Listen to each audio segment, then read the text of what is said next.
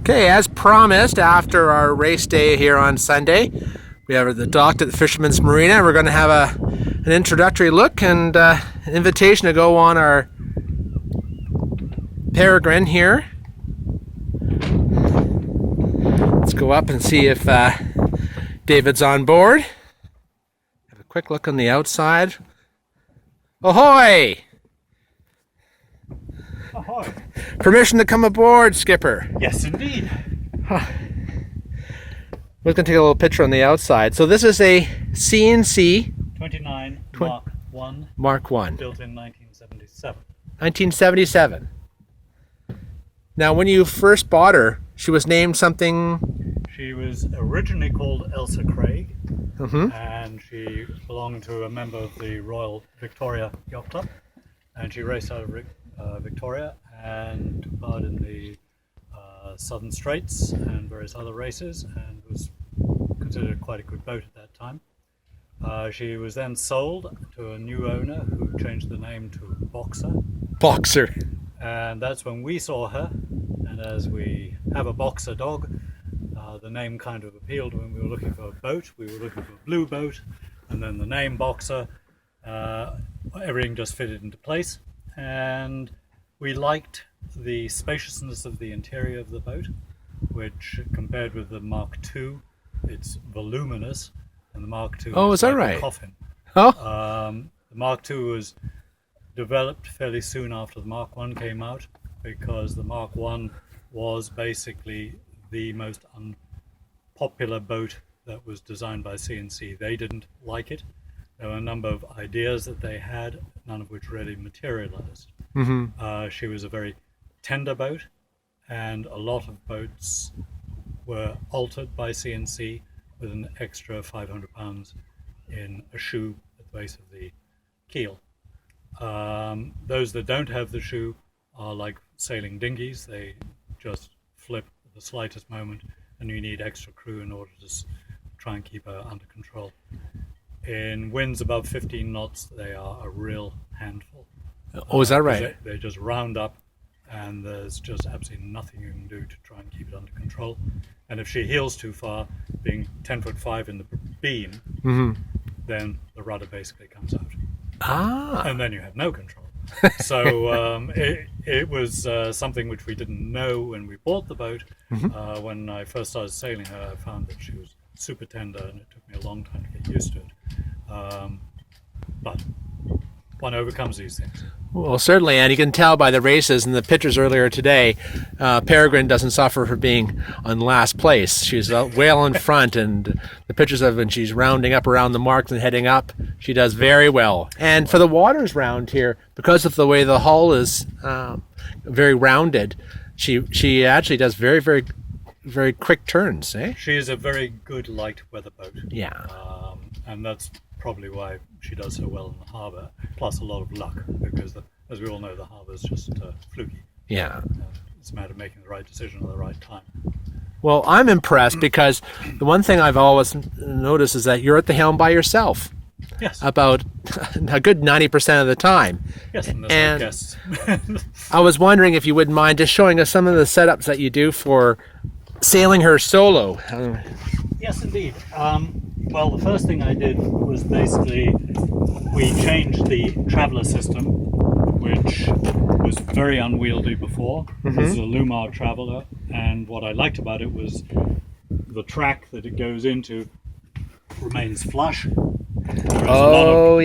lot of tracks come up, and then you can't sit there, it's uncomfortable and so on. So it was flush, and then the backing plate and the bolts that go hold it to the backing plate are adjustable, so you don't have to drill new holes. So you just basically slide the bolts along to where the previous holes were, and then you're home free. Oh, so perfect. That was, another thing.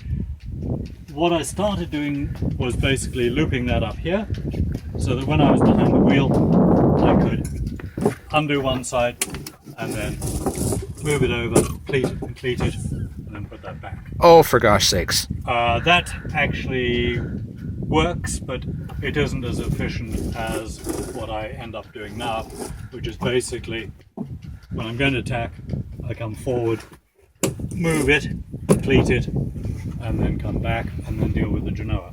Okay. So I always tack the main before the Genoa. Okay. I basically put it into the new position on the next leg, and I know roughly where it's going to be, and so I move it, and then I deal with the Genoa. And then you can do it single-handed. It's basically very easy. Now, before, a few years ago, you had a little bit of, I'd say a little bit of difficulty, you're telling me, with the Genoa, doing it yourself, and you're finding it, you need to have a little bit more of a purchase to it. And recently you developed and kind of manufactured a new kind of Genoa track. Can you show that to me? Well, I didn't develop it. I basically went to Gaha, and they are superb people. They're very talkable too. And basically what I wanted, instead of the stop peg system, right, where you have to unscrew it and then move it along and then screw it, this basically is easy to adjust right from the hill. And so what I can do is basically uncleat, and then I just pull this and the car travels forward to whatever position I want. Oh, for gosh sakes. It's, as you can see, 4-to-1 or whatever the ratio is. And so even in fairly windy conditions, it's very manageable. And then there's an elastic band which brings it back to that position. If I want to come back further, then I have a return wow, sheet which I can pull on here to pull it back to a position further back here. But usually I don't come back further than there. Is that right? The other neat thing was that what we all find is when you're going downwind is that the sheet comes up and then down to the clew of the sail. Right. And it basically hooks the clew in towards the main. Yeah. That stalls your main, and therefore everything is inefficient. So what I decided was I wanted something which was going to be easy to take the sheet out. Oh, for gosh sakes. And then I can take it out if it's not cleated and move it outboard to this snatch block and put it in there, then bring the lead back here, and then the sheet is way outside the lines and the shape of the sail is full and there's no back. Wow. Now what I end up doing is, I started doing it this way, you end up, if you have to do a sudden tack, in knots. And so what I have started doing as an alternative to that is I have a spare sheet which I can put on to the clew, and then I just have this already rigged here. Oh, I getcha. And it's already rigged, it's on the line ready to go, and so if I want to go outboard, it's ready, and then I use the forward winches for those and the back winch. Smart. For the regular. And that's duplicated on both sides. Yeah. And all solo. Yes. Yes. But as you can see, when this is unclipped and put onto the sail is out here somewhere. Right. And so instead of being like that, and you can see how it's worn all the lines, Oh, yeah. it's totally free. And it makes an enormous difference. Powers up the boat.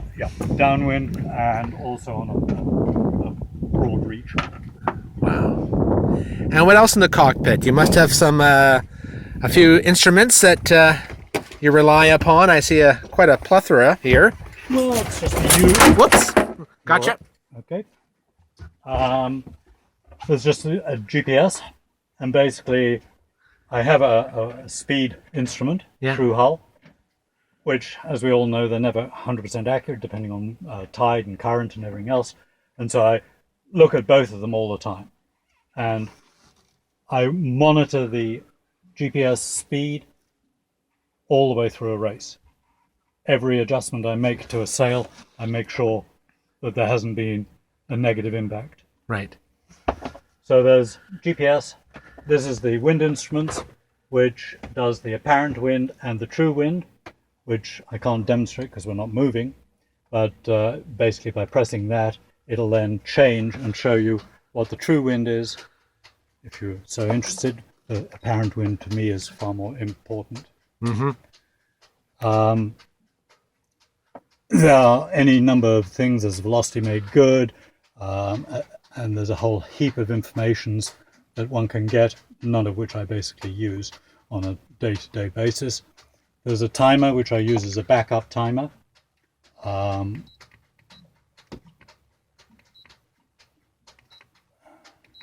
Okay. There we go. So it's set for a 5-minute race. And then for the actual race itself, what I have is... I hope we can see this. It's a little bit dark, but... a system which does a countdown, and it blows horns, and you can tap it every time a boat goes over the line, and it records the boat time. So we can see today it was 1:20:47 for the first boat, 1:22:49 for the second, and so on and so forth. If I were to press it now, it'll wipe information. And as I haven't recorded it, we'll leave it for the moment. So in the other setup, here is a depth sounder, and then this is a auto helm, which will sail the boat on a compass course if you give it a compass course to go on, or on a wind setting. So if you're going on a long reach or something and you just want to take your hands off the wheel and admire the scenery, you can let the boat do its own thing. And that is set up here on the wheel. And then there's a lock which locks it in place and engages the motor, which then controls the movement of the wheel. And it's a nice setup in the cockpit here. You've got space here. Yes. Nice little skipper's quarters there. Nice little seat in the back. And you've got your charts and the inside of the boat. Can we have a wee look inside? Yes, we can. Okay. We'll stop the camera and start it again. Okay, show us the inside. So the inside is, we start off with a sink, a normal sort of sink, with a board, and then at the back we have a tap, which is for hot water. Oh, for God. Which is long enough that if you wanted to have a shower in the cockpit, you could. That we put in after getting the boat. And that just locks everything in place. And then here's an ice box, which is storage. I put in extra insulation. Oh, very nice. And then these are the cupboards for utensils and the like that one needs. Here we have a 3-burner stove. Wow. Runs on propane. And there's an oven. Really? Which is for storage as well. This is a boat, you store it everywhere. And then underneath here is, if we remove that, basically the hot water system. Yep. And then a foot water pump, if you want just cold water. And then I can put it into the mains for charging the battery. Oh, really? So that's in there. And then if we go here, we come to the engine, which is a Yanmar 18 horse. It's raw water cooled. Yes. Which is water. awesome. Yep. So you don't have to deal with a fresh water cool system. It's kind of nice that way. Beautiful. You keep her in good repair. And nice and accessible, eh? It's accessible here, and it's accessible through the lazarette, which we can look at later. Very important. So it's pretty good for accessibility. And the aft berth is there. And look at all the awards that Peregrine has won. Well, these are not necessarily awards. They're being participants in regattas and so on and so forth. This is before I had those two, and then a whole lot were attending of the CNC annual meetings and so on and so forth. And Then over here we have a shelf for tools and a spare VHF. And then... Oh, a spare VHF. Well, there's or the main, because I use the handheld. That's a good idea. So, actually, that's a good safety point. When we're traveling or whatever on one of the race cruises, I'll have it on channel 6 for into boat talking, but on 16 for any other things that come in. Storage spaces everywhere. And your chart table. Chart table, which if we didn't have that in the way, open. So, and that's full of charts and everything else. Don't look at all the other things. And then more storage behind here. And as I say, with this 10-foot... I know, look how beamy she is. Oh, 5. Then there's all this storage here. That is... along the back, on both sides. I think every boater's dream is to have all those space available. Well used. And then underneath here we go to the water system. Oh. 2 water tanks. It's kind of nice that you have a hot water system. That's kind of cool. Yes, that was a prerequisite. And you have heat on board? And that's a propane heater, which does a really nice job. The hard thing is getting it running. By the time the gas comes from the shut off of the tank and all the way around and through there, it takes a bit of a while to get going. So once again, there's storage behind here, and then lots of storage underneath. And then you can go forward. Let's have a look forward at the CNC. And this is the bathroom. So you can have a shower here. There's drainage underneath that carpet. And then there's a sink and another window. I guess they can have a shower. Yep. And the V-berth. And the V-berth. Nice headroom. Which is... let's have a look around so people can have a good look. If you take this out, then it makes it that much easier to get in and out of it.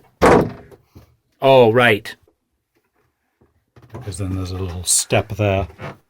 So if I just do that, then you can step there and slide in. Wow, nice setup.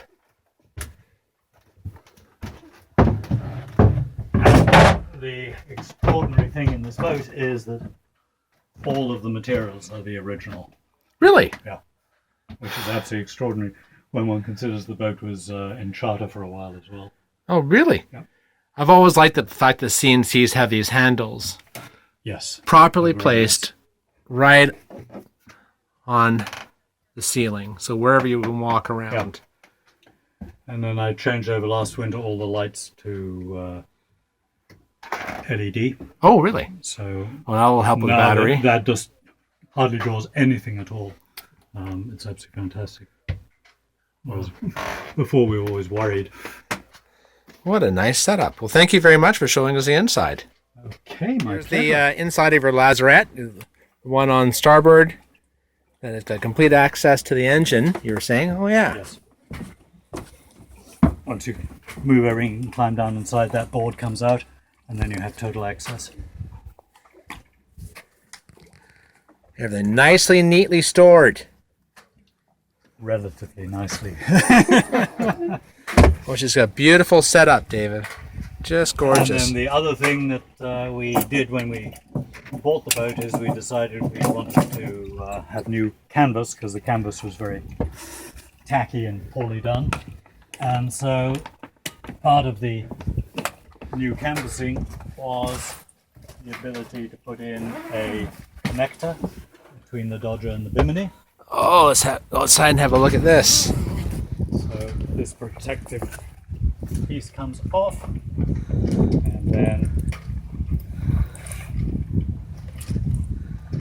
this gets zipped on here, zipped on there.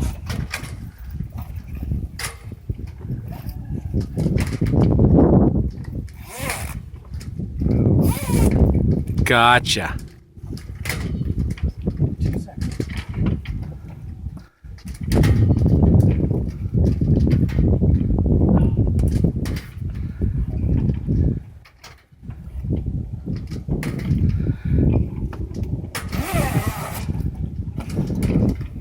Oh.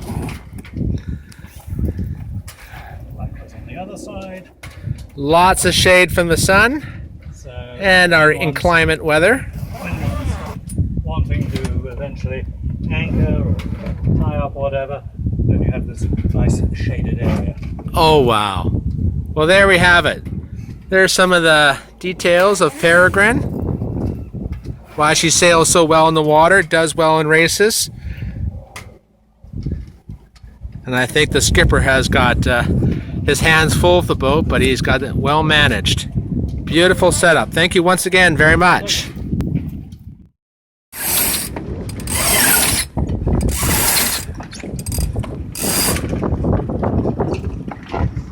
And then downwind, I'm going to put in a fair amount of Italian tension. We have the Cunningham already on.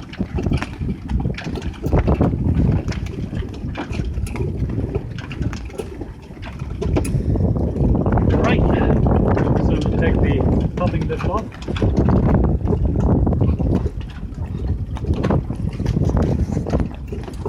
And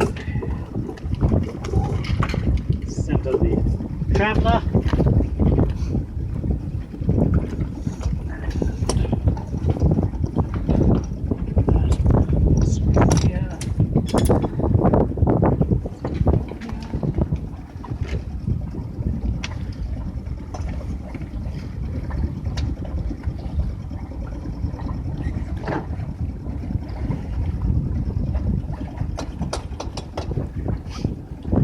Okay, so we have on the instruments 9 knots of apparent wind and 7 knots of true wind. Oh, okay. Okay?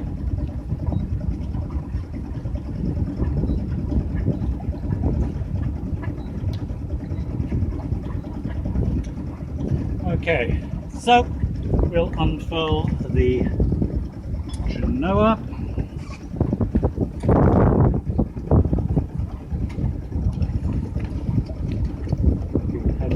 Slightly off.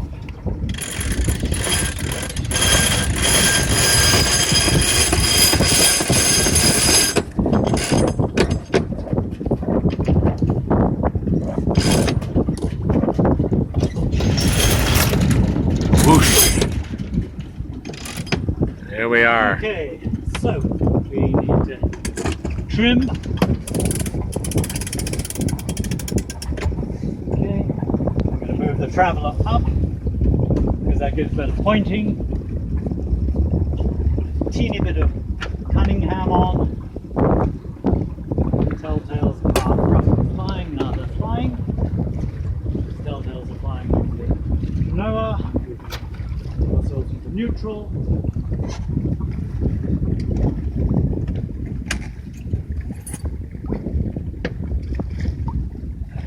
And we're sailing. There we go.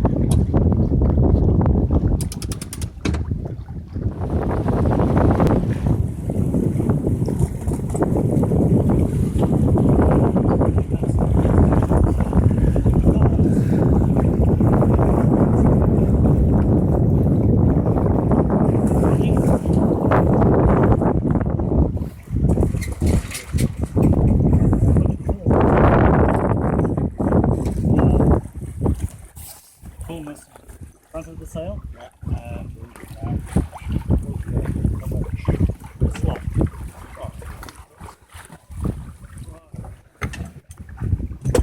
Okay, I can't wait to film the next tack. Hey, David's going to show us his single-handed tacking technique. First thing I do is main traveller down, wheel over, slightly back to the lower.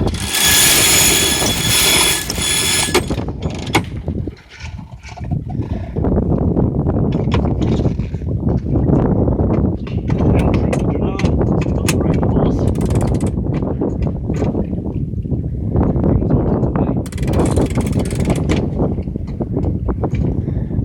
look at her pick up speed, David. She picks up speed so beautifully.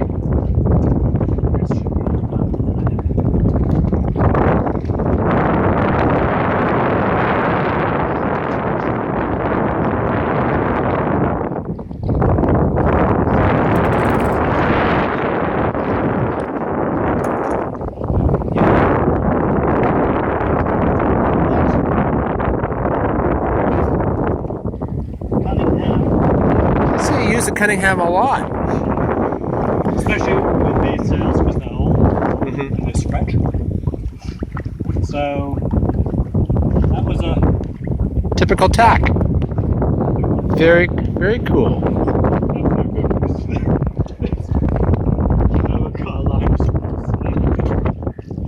So foot's going to be on my sheet for the tack. Okay, I'm going to switch over. Ready?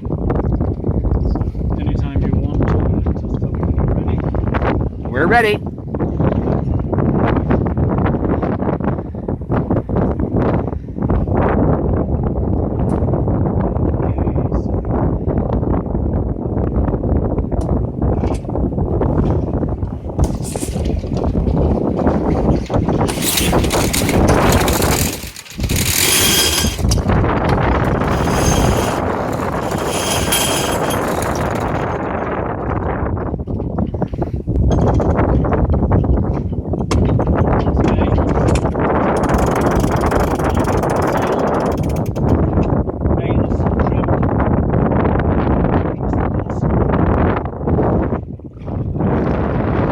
That is pretty cool.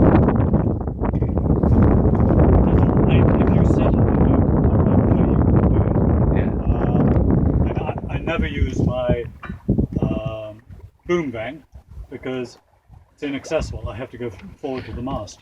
Right. So I never use it. But you use the Cunningham a lot. I use the Cunningham, but for different purposes. And the Cunningham brings the middle of the sail draft forward. This again, David. So before there wasn't this piece of perspex or this piece, and basically when the inside window was closed and it rained, the rain collected along here, and then when you opened the inside window, the water all came in. Right. So I devised this one sheet here, which is only up to about there, and then this sheet on the outside, so now the air can go in and you can have the inside window open all year round and no water comes in. Well, that is so cool. That is so cool.